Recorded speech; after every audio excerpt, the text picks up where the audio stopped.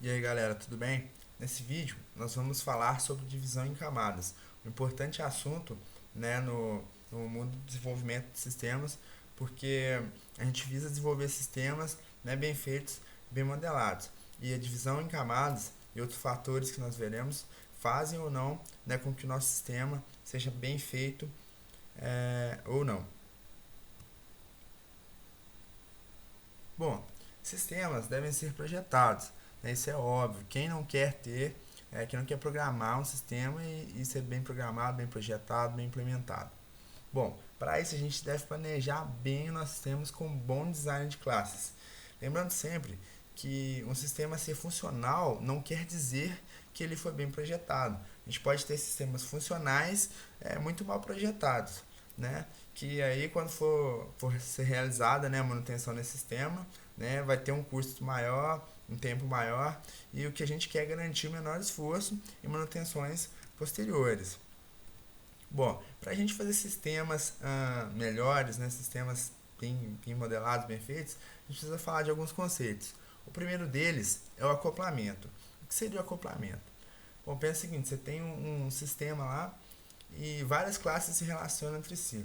Isso é uma boa coisa, porque as classes estão conversando muito entre si, elas se conhecem muito. Isso não é bom, porque se eu precisar fazer uma modificação, vai ser uma coisa mais difícil. Então, quanto mais as classes se relacionam com as outras, maior é o acoplamento. A gente não quer, né, um alto grau de acoplamento, né?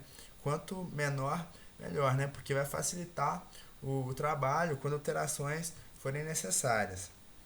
Bom, o segundo conceito é a coesão, e ela se refere a quantas e quão diferentes são as tarefas de uma determinada unidade.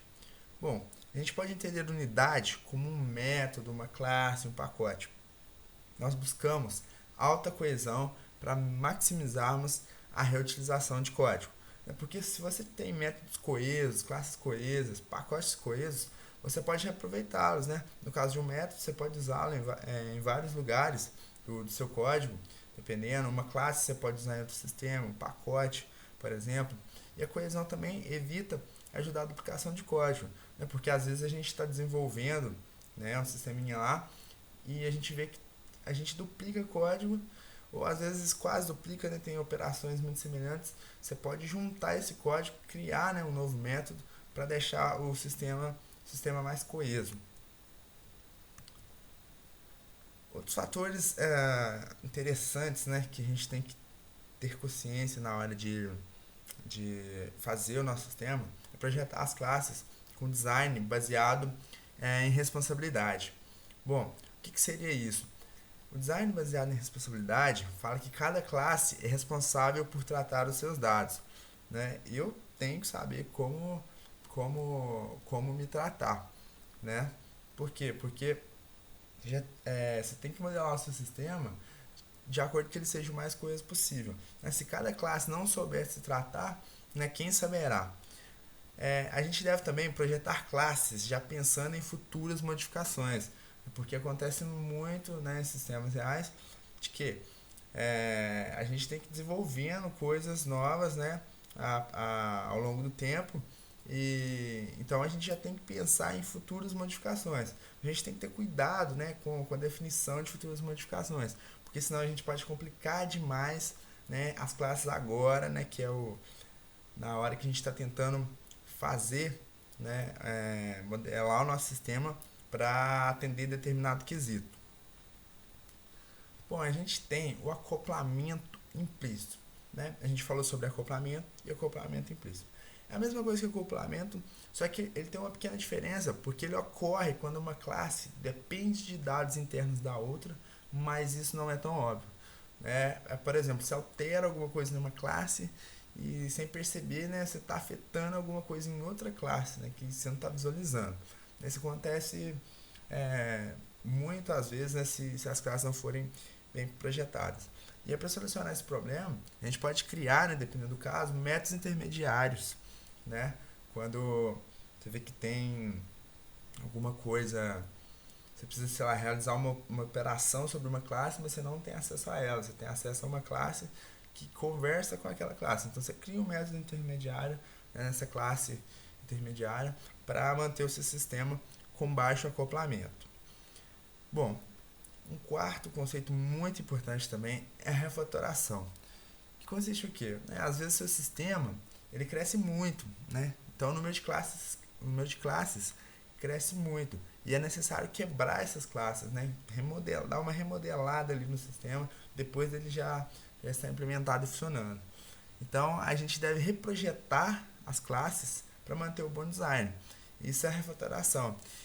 Mas o que acontece? Nem sempre refatoração é necessária. Ocorre muito de programador querer fazer refatoração para seguir as tendências da moda, utilizar alguma tecnologia, ou porque o jeito que está implementado, o jeito como foi programado não agrada a ele. Né? Tem vários fatores que os programadores, né, acham que seja necessário uma refatoração, mas não é sempre assim.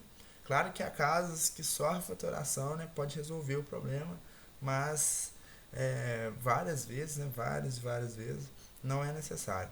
Bom, e se for necessário realizar essa refatoração, né, a gente tem que ter, né, tudo documentado, tudo direitinho e muitos testes, né, tanto antes quanto depois, teste de sistema já funcionando, teste de novas funcionalidades, né, porque, né, você tem que refatorar o seu sistema, mas você não pode se dar o luxo de fazer, né, uma cagada ali no meio.